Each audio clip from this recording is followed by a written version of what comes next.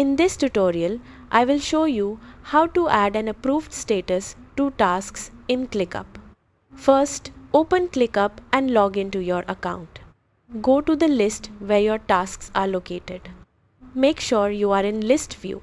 Find the status column. Click on any status cell.